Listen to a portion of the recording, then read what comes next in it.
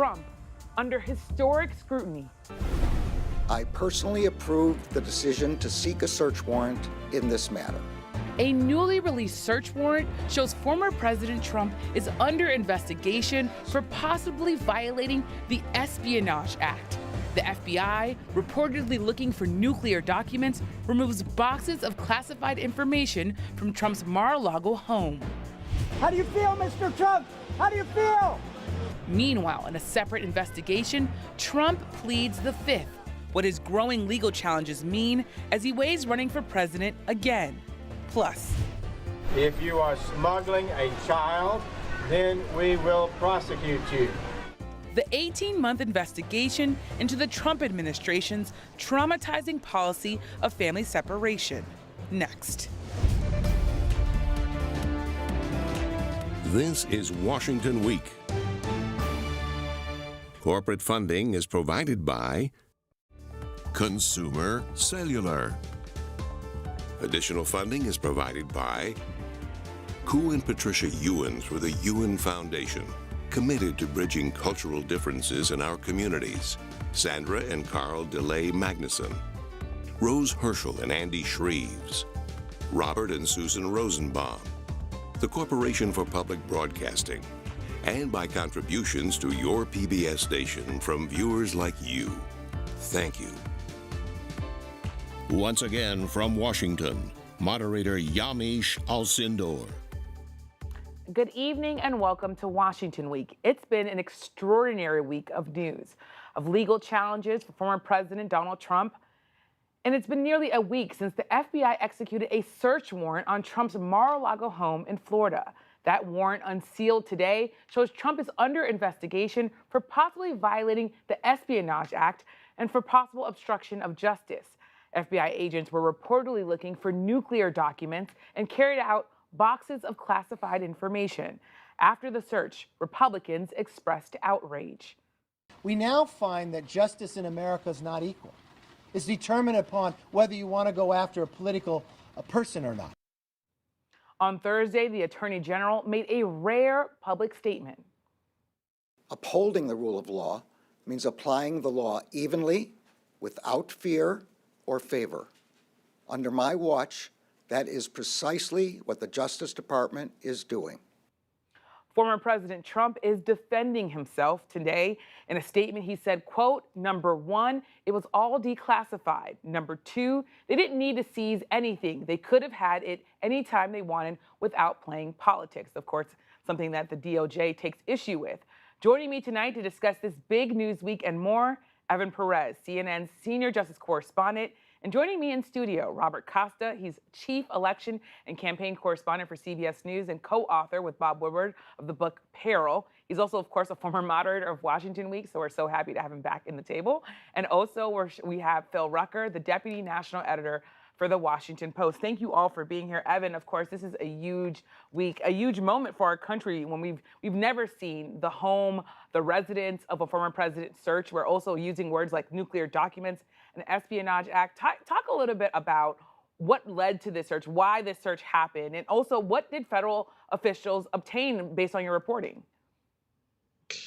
Well, yeah, I mean, it's an extraordinary thing for the FBI to take a step like this, and I think it's important for people to sort of understand, despite what the former president is saying and his team are saying, which is that they've been very cooperative, the record seems to indicate that there's been some very contentious discussions between his lawyers and the Justice Department that were increasingly getting contentious before we get to this point. And you heard this from the Attorney General. He said in his remarks, he said that this step was only taken after less intrusive means were exhausted, and those less intrusive means were subpoenas. They actually served a subpoena. We didn't know this.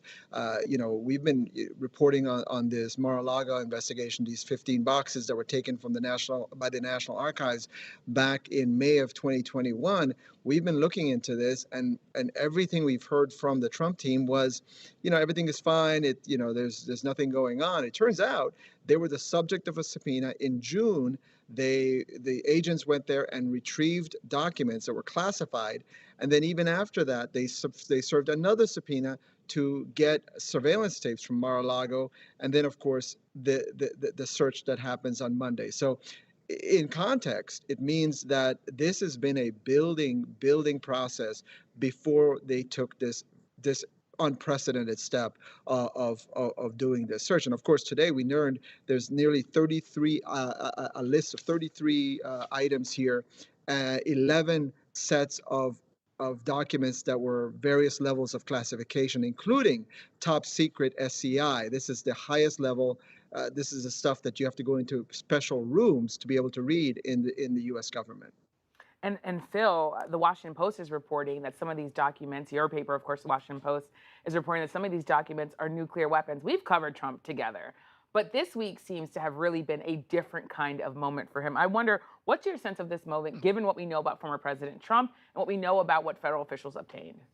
Well, Yamish, what my colleagues at the Post are reporting is that some of the documents that the FBI agents were looking for when they searched his home and private club on Monday were classified documents pertaining to nuclear weapons, but we don't know exactly what programs those were or what the documents said. But the big picture here, as you point out, is it's really a culmination for Trump of two threads, I would say. He's been fascinated by nuclear weaponry since the beginning of his presidency. It's something he would talk to aides a lot about in private, something he would talk about publicly as well. But he's also been very careless over the years with classified information. He would routinely reveal classified secrets publicly at press conferences to foreign government officials at times. You remember that that dinner he had with the Prime Minister of Japan early in the presidency at Mar-a-Lago, where he was sort of openly talking about a secret operation. And so this is somebody, a president and now former president, who really has had little regard for the levels of classification and the rules that sort of govern these secrets in the government. And Bob, you're nodding your head. I know you spoke to Ambassador John Bolton today, who, of course, was the former national security advisor under former President Trump. Talk about what he told you and what your reporting has been in this last few hours. Quite a conversation just a few hours ago with the former national security advisor for the former president. When I sat down with Ambassador Bolton, I said, take me back to the room. What was it like when the former president, then president, was briefed by intelligence officials? And he said sometimes Trump would ask for the documents he was given by his briefers, and the briefers would say, sir, probably best for you not to keep them. He said, I'd like to keep them. And I said to Bolton, well, what did you make of that? And Bolton said, well, I was alarmed. Now, Bolton is a Trump critic, but it goes to Phil's point in his reporting about how there was a fear, to a point even alarm at times, inside the Trump administration, inside the intelligence community, about how this president handled documents while he was president and when he left the White House. But we're still curious as reporters about what was the foundational evidence for this decision. What was in the affidavit that led to the subpoenas and then the search? And Bob, I mean, those are definitely threads that we're going to be following. Though we should also talk about the fact that former President Trump is calling this a witch hunt. I have talked to some sources who say, and the New York Times was reporting this as well, he's treating this sort of as a PR problem when it's really a legal problem. What are you hearing about the way that former President Trump is dealing with the legal challenges ahead? Well, you saw in a statement a few hours ago, the former president said that he declassified all of these documents. We're not sure yet about the details of whether he declassified documents, how he did so, how exactly this was done. But regardless of classification, this is still a legal challenge for the former president. You mentioned the Espionage Act. The Espionage Act deals with how you deal with defense-related documents, regardless of their classification. So he will face legal scrutiny about not just classified documents, but documents related to the national defense as covered by this law, the Espionage Act. And Phil, we saw Republicans, a lot of Trump allies, jump to his defense in the moments after the search warrant was executed. But we've also seen some staunch critics, I should say some staunch allies of former President Trump, sort of shifting their tone. I want to talk about Elise Stefanik in particular. She said that the FBI and DOJ have been, quote, weaponized, but she's also saying, quote, it's important to follow the facts wherever they lead. What does that tell you about the way that the GOP is handling this? They're rallying around him, but also shifting a bit. Why do you think this is happening? You know, the immediate instinct of Republican politicians is to rally around Trump because of his intense popularity within the Republican base. But I think the leadership in Washington realizes that for the FBI to conduct this search, to take this extraordinary step, there must be something serious here, that this is not a game. And I think they're trying to be careful and not get too far ahead of things, because this could end up being very damaging for former President Trump. And if you're a Republican official going out there attacking the FBI and defending Trump when in fact it turns out that he may have had some really damaging information for the country at risk at Mar-a-Lago, then it endangers your credibility as a leader. Evan, I want to come to you, which is in 2018, former President Trump, he increased the punishment for knowingly removing classified materials with the intent to retain them for unauthorized location, making it a felony. What's the timeline here when you think about sort of what we'll know about how serious this issue is for former President Trump, whether he's going to be charged, whether others may be charged? What do we know? What are you hearing from your sources about what could happen here and how quickly it could happen? Well, I think we're going to be waiting a little while. Look, first of all, we're about to go into what is known as a quiet period for the Justice Department because we have the midterms coming up. And under the rules, under the regulations, generally they try not to, they're supposed to not do things that could interfere with the election.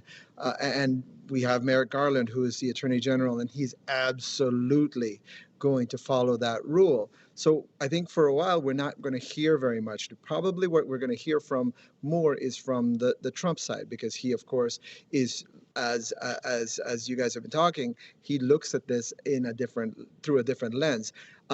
One of the interesting things I think that we saw from these documents, you notice that the people doing this investigation are actually in the Washington field office. Now, these are the same people who are also doing the investigation, the FBI office that's also handling the January 6th investigation. So you have to think that that this is not an investigation in a vacuum, right? This very well could end up being, there could be information, I mean, we don't know, but there could be information that they retrieve from the search that ends up feeding into the other investigation. So the former president has a lot of legal issues ahead of him. And in the end, I think they're all connected, to be honest. I think they're going to be connected because they're all having to do with the process by which he left Washington at the end of his presidency, unwillingly, of course, because he believes he won, right? So in the end, I think this is all going to be interconnected, and it'll be probably a while before we know the final answer. Wow. I mean, that is really striking and very, very important information. Bob, I know you wanted to jump in here, so I'm going to go to you.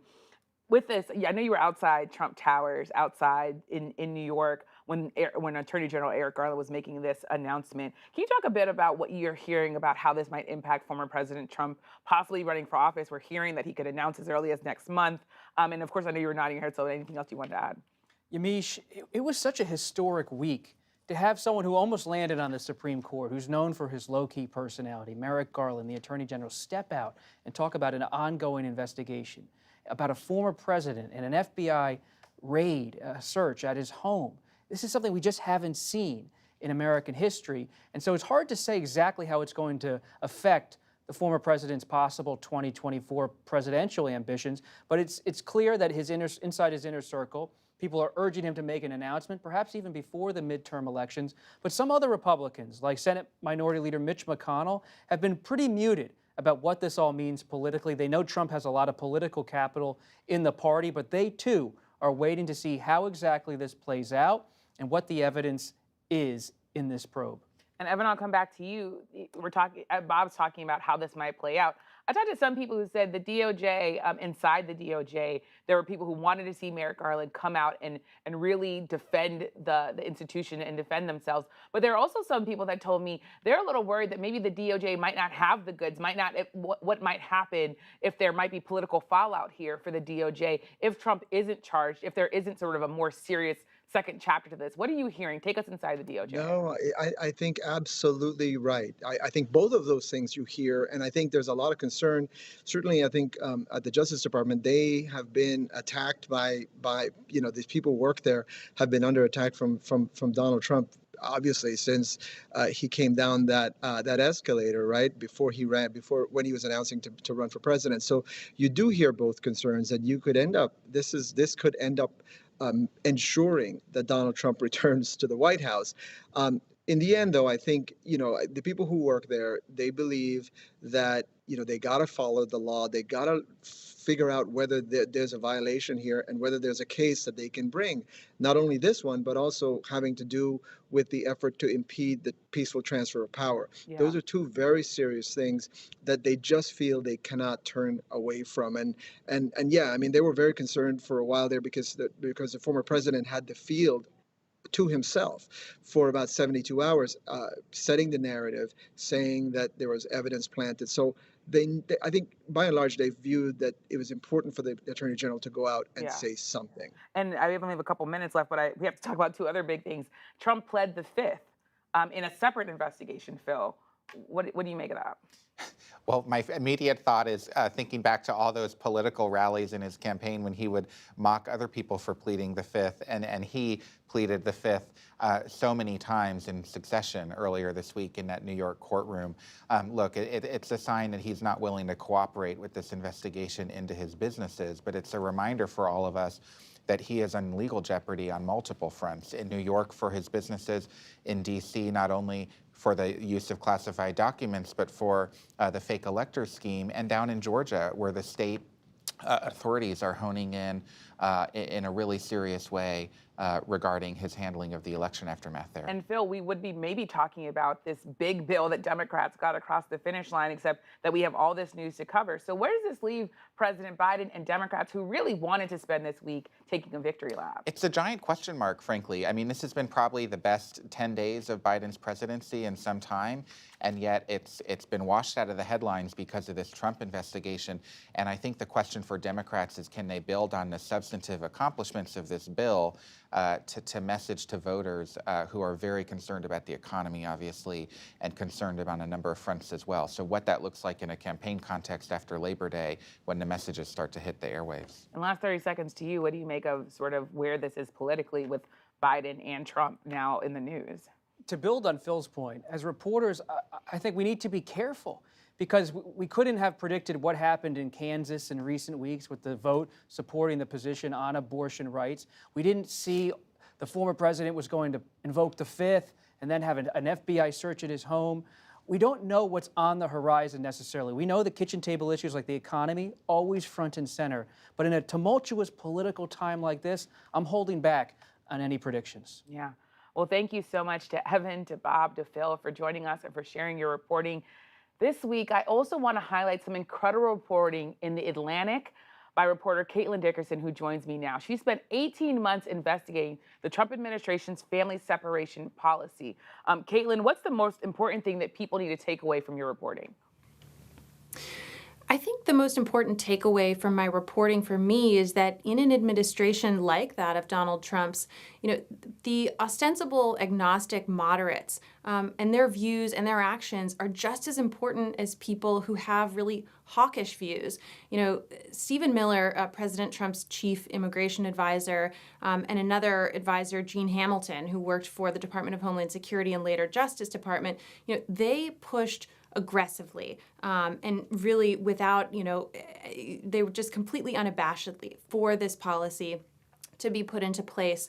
But they also got buy-in from people who told me they really didn't believe in separating families, who said that, they thought somebody else was going to push back and prevent this from happening, or said, this idea sounded so outlandish, I just never thought it would go anywhere. And Stephen Miller and others who had these very harsh views, they needed the buy-in from those moderates, or they at least needed those moderates to stay quiet for this policy to be put into place. And it took, what you're saying, basically more than just Stephen Miller and Donald Trump to carry this out. There's also this idea that taking away children was the intent of the policy. It wasn't just sort of a consequence. How did you prove that? What did your reporting show? So there's evidence before, during, and after zero tolerance that family separations were the goal for those who are pushing most harshly for it. The first piece of evidence comes from Tom Homan, the head of ICE under Trump, whose idea it was to separate families, and he told me that that was his goal. But it also comes out of documents I obtained through FOIA, records that show, especially when early separations were happening, they were referred to very baldly as such in government documents. And then it was only later that the conversation changed. The administration started to argue that they were really only hoping to prosecute parents and not separate them. But then the last piece of evidence comes after separations had taken place, when documents show government officials worked to keep those families apart even longer after the prosecutions were complete. And you report that they sought to obscure the sort of original intent of this. Talk a bit about that reporting and sort of how you were able to get people to explain to you how they were trying to hide this at one point. Sure. So when the idea to separate families was first presented to Kirstjen Nielsen, she was DHS secretary under President Trump when zero tolerance was ultimately put into place, she rejected it right away. She said, my predecessor, John Kelly, said no to this idea. I agree with him. We're not doing it. But instead, another version of family separations was presented to her. She was told, like we were just talking about, that, we just want to prosecute adults who are crossing the border and, who shouldn't be let off the hook simply because they're doing so with their children. And, she was also told that this had been done before, which wasn't true. And she was assured by not only, again, sort of the more hawkish people in the White House, but also by these career bureaucrats who'd served under both Democrats and Republicans. They assured her that systems were in place to prevent prolonged separations from happening, and it wasn't true. Yeah. And there is this lasting impact, the lasting trauma that you really detail so deeply here, especially as we know hundreds of families remain separated. What did you learn about the lasting trauma and also the real-time trauma? The real-time trauma, was documented for me or detailed for me by a government official who's a Salvadoran consular official who watched separations take place. And she reaffirmed what families have been saying for years, that children and their parents were screaming and crying and asking for information about what was going on. And they were given almost no information. If anything, they were told something very simple, like, we're under orders from Donald Trump to take your kids away. She said she's still haunted by the cries of the separated children in those detention centers. These families are still really struggling today. Some have filed lawsuits for damages against the government. Many have said to me that they just are looking for an official apology, which they haven't received. But I think more than anything, what I hear from separated families is they want an assurance this will never happen again. And of course, we don't have an assurance like that. There's no law preventing it. And in fact, many of the people who pushed for family separations during the Trump administration told me they still thought it was a good idea, and they would potentially be interested in re-implementing it. And it's incredible reporting, Caitlin, in The Atlantic, one of the longest pieces ever published. So congratulations on that. But also, you just detail this so deeply. People should definitely go and take a look at that article. So thank you, Caitlin. And don't forget to stick around for the Washington Week Extra. We'll dive even deeper into Caitlin's reporting on family separations. Find it on our website, Facebook, and YouTube. And before we go, tune in Saturday to PBS News Weekend to see how one teenage Afghan refugee is pursuing her dream to become a musician. Thank you for joining us. I'm Yamiche Alcindor. Good night from Washington. Corporate funding for Washington Week is provided by... For 25 years, Consumer Cellular has been offering no-contract wireless plans designed to help people do more of what they like. Our U.S.-based customer service team can help find a plan that fits you. To learn more, visit consumercellular.tv. Additional funding is provided by Koo and Patricia Ewens with the Ewen Foundation, committed to bridging cultural differences in our communities. Sandra and Carl DeLay Magnuson, Rose Herschel and Andy Shreves, Robert and Susan Rosenbaum, the Corporation for Public Broadcasting, and by contributions to your PBS station from viewers like you. Thank you.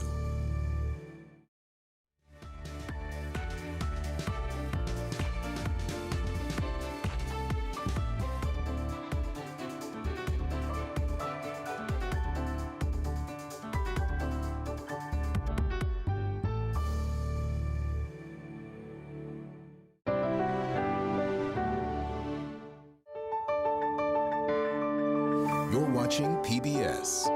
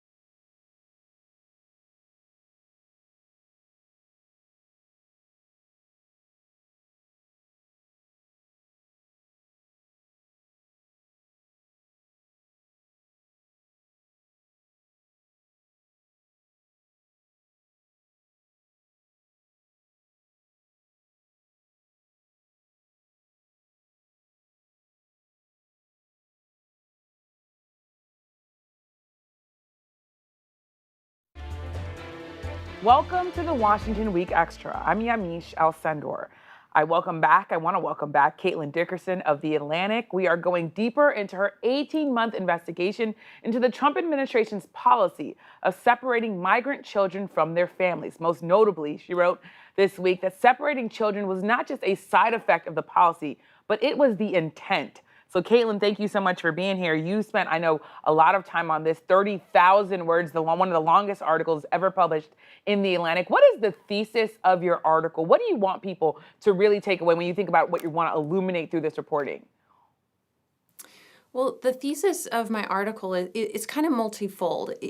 One point I want to make really clear to people is that family separations isn't something that came out of the mind of Donald Trump for the first time or Stephen Miller, his chief immigration advisor. This is something that was initially proposed in 2014 under the Obama administration by a lifelong border enforcement official, and it's really the culmination of a concept called prevention by deterrence, which has been the centerpiece of our immigration enforcement apparatus since 9/11. So, this didn't come out of left field, if you will, and it also, we still don't have safeguards to prevent it from coming back. And that's despite, the dozens of government officials I interviewed who all said they agreed this wasn't a good idea. We wish it hadn't happened. And when I asked them, why didn't you stand up? Why didn't you say something? I would hear things like, it wasn't my position, or it wouldn't have been strategic for me to push back. And that's how you end up with a policy like this being put into place. And Caitlin, you at one point in the article, and it gave me goosebumps. You talk about the fact that as you were talking to officials for this story, they were handling their children. They were talking about their children. They were dropping them off. Why did you want to include that in the article? Why is it so important to really help people understand the mindset of the officials that you were talking to? I included those details of the officials who were involved with family separations and the times that they mentioned their own children to me, because I found it so striking, because we would be having conversation about immigration policy that felt to me completely divorced at times from the human impact. It seemed like these officials forgot about the children who their decisions were affecting, or who were being affected by their decisions while they were still, caring for and nurturing and loving, their children, of course, without question, and in a way that, they would, they just had no, they didn't seem to draw a connection between the two groups of children. And that for me, and I think it sounds like for you too, was really striking. And it just felt like pointing out because, without that dissonance, without that disconnection from the migrant children, I don't think a decision like this could have really been made. It's such an important and striking part of your reporting. I wanted to put up a graphic for folks because it's something that is on the cover of The Atlantic, but it's also something that, of course, we wanted to point out. In May 2018, former Attorney General Jeff Sessions agreed to speak with the U.S. attorneys stationed on the southwestern border. And you write, quote, his responses seemed out of touch with reality. Several of the attorney's notes about the call record that Sessions articulated a central goal. And you quote Sessions as saying, we need to take away children. We talked about the fact that this was a lot of people who were doing this to get this to the point where we were separating families. But talk about Jeff Sessions in particular and that quote. Sure. So the 5 U.S. attorneys who were stationed along the southwest border had almost no advance warning that zero tolerance was coming. And as soon as they found out about it, each of them reached out to the Department of Justice headquarters, independent of each other, to say, we don't have the resources to do this. We don't think that this is a good idea. But their concerns eventually make their way up to the Attorney General, who agrees to this phone call where these attorneys are looking for assurances. They're looking really for a change in policy because they're saying, we don't think this is a good idea. But instead, what they hear from Jeff Sessions, who was the Attorney General at the time, were these general kind of platitudes. We need to crack down. We need to take away children. We've got to secure the border, with no real detail or information to help them. Needless to say, these attorneys walked away from the discussion feeling even worse than they had gone into it. And this is even before they realized, because of the way that our immigration system works, these attorneys didn't even know that the children were going to be turned over to an entirely separate federal agency and sent to shelters, across the country. I also want to put up another graph for folks. It's a graphic of your article. It is the Trump administration's initiative that separated thousands of families should be studied by future generations, you write. Of organizational psychologists and moral philosophers, it raises questions that have residents far beyond one policy. You write in particular, what happens when one's understanding of the line between right and wrong gets overridden by a boss's screaming insistence. Why do you think this issue should be studied? Why do you think that those questions have to be asked and answered? I think this is a story about personal responsibility. And, we started off our discussion by talking about the fact that, the bureaucrats who were moderates, who said they opposed family separation, but at the end of the day didn't really stand up to say so in any meaningful way, they were just as critical to this policy being implemented as the people who were very openly and aggressively pushing for it. And so, I heard these excuses about, the way the bureaucratic structure works and this idea that, it's not designed for people to stand up to their supervisors and say, you know what, no, I don't think that this order that you just gave me is the right way to go. But it does take that sense of, where is a red line? What are red lines, and what does it take for me to stand up and decide that I don't want to cross them? I mean, it takes a certain level of bravery and just a real sense of personal responsibility to stop something like this from happening in the future. And that's why I think there's a broader lesson in this story for all of us. Yeah. You also write about Alma Acevedo. She was working at Bethany Christian Services in Michigan. This is the third graphic that we want to put up for folks. You wrote, she learned not to give separated children any specific timeline for when they might see their parent again, because the children would latch onto those promises, however vague, and then ask about them constantly. I mean, when you think about that, children wanting to know a basic question, which is, when am I going to see my mom and dad again? Tell me more about what you learned in talking to talking to Alma, and what you learned about the sort of horrors that these children had to go through. So it's worth noting that Alma and her colleagues are experts in dealing with childhood trauma. They've gone to school for this, they're trained for it, and dealing with separated children made them feel like they were in completely over their heads. They'd never seen this level of distress in all the children that they'd treated in their careers. So when family separations begin really in secret in 2017, over a year before the Trump administration acknowledged it publicly, there was also no advance warning to these shelters like the ones where Alma worked. And so all of a sudden you have children, you have infants. A baby, I was told, was dropped off like an Amazon package at one of these shelters. Alma cared for countless infants and toddlers and very young children who would arrive in her care completely inconsolable. She and her colleagues threw out, the typical way that their days used to function, where they would give lessons and they had some structure and some order. All of that went out the window because the children were in such distress. All they could do was play movies or music, anything that they could do to calm these classrooms down, because they said that all it took was, one child to start crying and just set off the entire room, because they were so fragile and they were so desperate for information about where their parents were. And Caitlin, one last question. This was an extraordinary week of news for all sorts of things. We were so focused on Donald Trump and the search warrants, and those things are, of course, important. But when you think about sort of the history and the legacy of the Trump administration, why did you want to spend 18 months doing this investigation? Why do you think that we should still be talking about family separation in this moment? Several reasons. One is that there are hundreds of families who to this day still have not been reunited. I mean, there are over 150 children whose parents the U.S. government still has not even found. Alejandro Mayorkas, our current DHS secretary, is quoted in the story, and he says that, some forms of deterrent immigration enforcement policies can be arguably defensible or can at least be reasonably debated. But this one, he said, falls outside of anything that a humane society would countenance. I think what he's speaking to there are those lasting effects that you still see even among the families that have been reunified. And there's also the added piece here, which is that the administration was dishonest about what it was doing. Again, regardless of political party, misleading the public and misleading Congress about what you're doing, especially what you're doing with children, really falls outside the bounds of anything that this democracy was set up to support.